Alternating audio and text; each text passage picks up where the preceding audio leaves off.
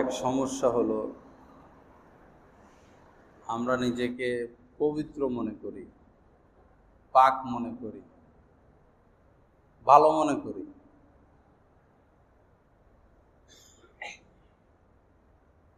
নিজেকে পাপী মনে করি না, এটা বড় সমস্যা। অন্যের তুলনায় নিজেকে ছোট মনে করতে পারি না।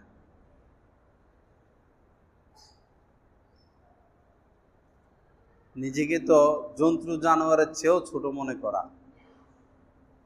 কারণ তাদের তো কোনো হিসাব হবে না।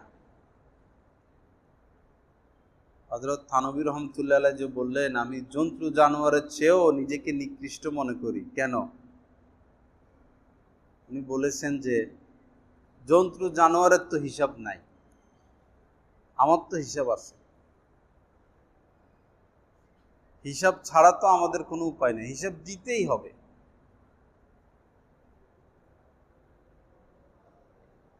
এক ব্যক্তি সে মারা যাওয়ার আগে তার ছেলে মেয়েকে বলে গেলেন, আমি মারা গেলে আমার লাশকে জ্বালাইয়া ফেলবা,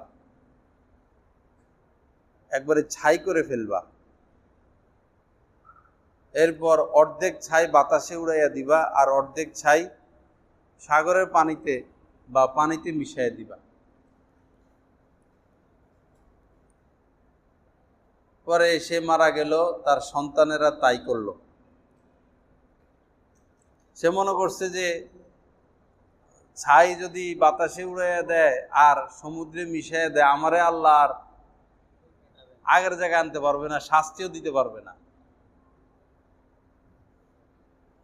পরে আল্লাহ পাক তো কুন বললে হয়ে যায়, যে কোনো কিছু তিনি যদি করতে চান শুধু এতটুকু বলেন কুন ফায়াকুন, সাথে সাথে সেটা হয়ে যায়। বাতাসের হুকুম দিলেন তারা জমা করে দাও, পানির হুকুম দিলেন তাকে জমা করে দাও, সবাই জমা করে দিল, সে আগের অবস্থায় ফিরে আসলো। তখন আল্লাহ পাক বললেন, তুমি এমন করলা কেন? হাদিসের ঘটনা। পরে সে বলল, আল্লাহ আপনার ডরে, আপনার ভয়ে, আপনার ভয়ে, আপনার ডরে। পরে এই যে আল্লাহরে ডরাইছেন, ভয় পাইছেন, আগুন থেকে বাঁচার একটা রাস্তা খুঁজছেন, এই কারণে আল্লাহ তাকে মাফ করে দিচ্ছেন। তো বড় মুশকিল, আমরা নিজেকে ছোট মনে করতে পারি না, এই হইল বিষয়টা। আমরা নিজেকে একজন, আপনি দোকানের মালিক, আপনার কর্মচারী আছে, আপনি মনে মনে কর্মচারীর থেকে নিজেকে নিকৃষ্ট মনে করতে হবে। আমি মিম্বারে বসলাম, আপনারা নিচে বসছেন, এখন আমি যদি মনে করি আমি বড়, আমি সম্মানিত, যদি আমি এটা মনে করি, হযরত থানবী রহমতুল্লাহ আলাইহি বলেছেন এই ব্যক্তির বয়ান করা জায়েজ নাই, অনুমতি নেই।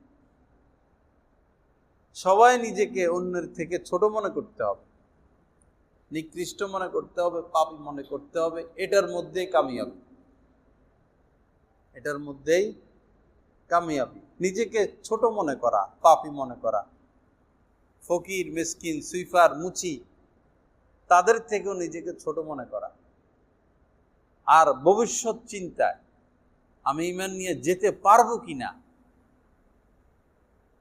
ভবিষ্যৎ চিন্তায় তো কাফেরের থেকেও নিজেকে ছোট মনে করা। কাফেরের থেকে ছোট মনে করা মানে, কাফের তো কাফের, সে নাপাক, সে তো চির জাহান্নামী।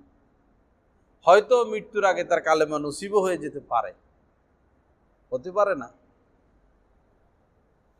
লা ইলাহা ইল্লাল্লাহ। আল্লাহ পাক আমাদেরকে মাফ করে দেন, সহি বুঝ দান করেন। বড় পীর আব্দুল কাদের জিলানী রহমতুল্লাহ আলাইহি কত বড়, মুরিদান সহ কোথাও যাচ্ছেন, এক বুড়ি মহিলা চাটা বিক্রি করে না, অনেক বুড়িরা বসে বসে, দোকানদার, সে বলল যে বড় পীর আব্দুল কাদের জিলানী অথবা হযরত জুনায়েদ বাগদাদি, দুইজনের একজনের এই ঘটনা। ডাইকা বলল যে আব্দুল কাদের, তোমার দাম বেশি না আমার এই ছাগলের দাম বেশি? কন এবার আপনারা যদি কেউ এরকম কথা কয় সহ্য করবেন? এত বড় বুজুর্গ, বিশ্ববিখ্যাত, তারা বলতেছেন তোমার দাম বেশি না আমার এই ছাগলের দাম বেশি? তুমি বড় না আমার ছাগল বড়? তুমি সম্মানিত না আমার ছাগল সম্মানিত? পরে উনি বললেন যে এটার উত্তর আমি পরে দিব, এটার উত্তর আমি পরে দিব। মারা যাওয়ার আগে লোকজনকে বলছেন যে আমার লাশ যখন নিয়ে যাবা তো ওই বুড়ির দোকানের সামনে নিয়ে আমার খাটিয়ারে একটু থামাইবা। কারামাতুল আউলিয়াই হাক্কুন, বুজুর্গদের কেরামতি, এটা সত্য। তো উনি মারা গেলেন যথাযথভাবে, গোসল হলো, জানাজা হলো, এখন দাফন করতে নিয়ে যাচ্ছেন। উনার নসিহত মোতাবেক, ওসিয়ত মোতাবেক বুড়ির দোকানের সামনে নিয়ে একটু থামছেন খাটিয়ে নিয়ে। আল্লাহ পাকের ইচ্ছা তখন তিনি একটু সোজা হইছেন, ওই খাটিয়ে সহ অবস্থায় সোজা হইয়া ওই বুড়িমাকে লক্ষ্য করে বলছেন, বুড়িমা, আল্লাহর মেহেরবানিতে আমার কালেমা নসিব হয়েছে, ঈমান নিয়ে আমার মৃত্যু হয়েছে। যেহেতু আল্লাহ আমাকে ঈমান দান করেছেন, সেহেতু তোমার ওই ছাগলের চেয়ে আমার দাম বেশি। আর যদি আমার ঈমান নসিব না হইতো তো অবশ্যই আমার চেয়ে তোমার ছাগলের দাম বেশি ছিল। এবার বুঝে দেখেন ব্যাপারটা, বুজুর্গরা নিজেকে কত ছোট মনে করতেন।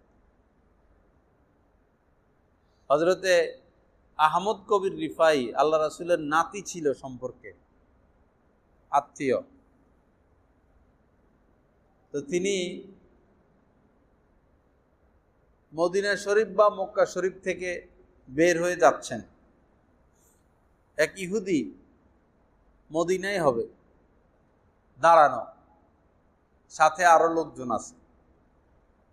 সে এই ইহুদি বলল, আমি তোমাদের এই ইমামকে একটা প্রশ্ন করব, যদি তিনি উত্তর দিতে পারেন আমি এখনই সপরিবারে মুসলমান হয়ে যাব।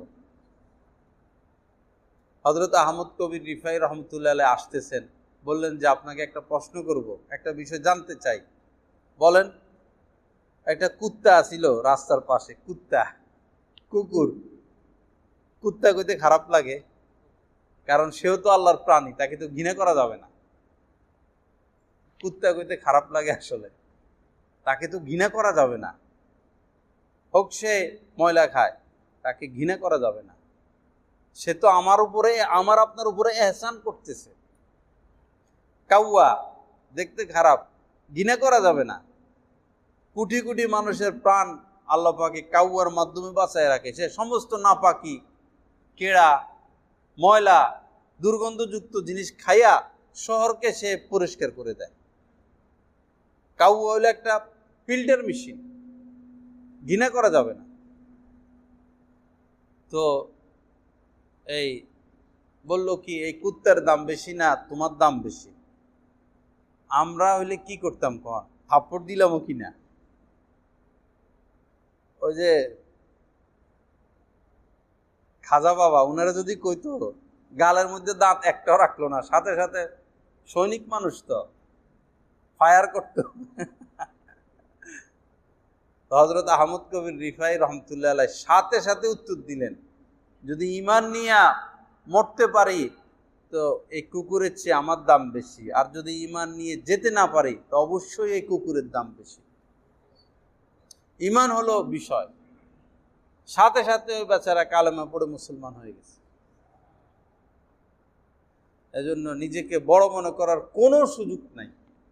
আমি অপরাধী আল্লাহর কাছে, আল্লাহ আমি পাপী, আমি অপরাধী, আমি নালায়েক, আমি ঘৃণিত, আমি নিকৃষ্ট, আমি ধোঁকাবাজ, আরো যা যা বলতে পারেন আল্লাহর কাছে বলবেন। নিজেরই নিজে হাঁটার সময় তুই চোর, তুই খারাপ, তুই বদমাশ, তুই নষ্ট, তুই কুদৃষ্টিকারী, এরকম নিজেকে নিজে বকাঝকা করা, নিজেকে নিজে বকাঝকা করা। উদ্দেশ্য হলো যেন আমি নিজেকে বড় মনে করার সুযোগ না পাই। নিজেকে বড় মনে করলেই তো ভাই শেষ, নিজেকে বড় মনে করলেই শেষ। আল্লাহ আমাদেরকে সহি বুঝ দান করেন। আল্লাহ পাক আমাদেরকে কামেল ইসলাহ নসিব করে দেন। ভৈরব নিয়ে একটা কবিতা লেখার তৌফিক হয়েছে। ভৈরব আর ভৈরববাসী, এটা এখন সবাই শুনবেন দিল দিয়া। আসো।